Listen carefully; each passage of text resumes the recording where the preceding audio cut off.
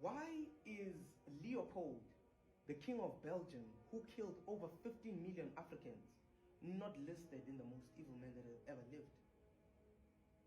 Do we know about him? No, we don't. Over 15 million. I'm not counting numbers and saying one life is more valuable than the other, but I'm trying to show you how much our ignorance has acted as a curse upon us, because we don't even realize the injustices that are being done to us.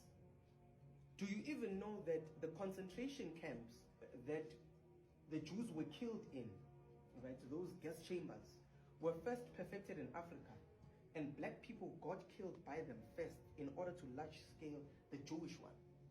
Do we know that part of history? Yes, the gas chamber started in Namibia.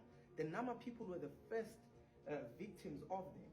But you see, the Jews, unlike us Africans, have received compensation of over 500 billion from the German government. What have you received as a black man? We are the generation born at the dawn of political liberation.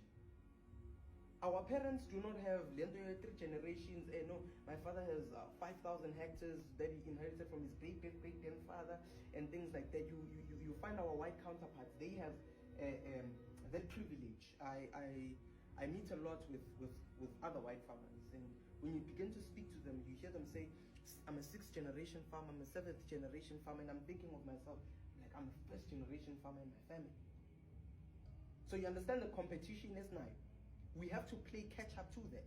The government is not really interested in helping us there. That's why I want us to change our mindset, because if we can be liberated in the mind, then we'll be liberated economically, and we'll be liberated politically.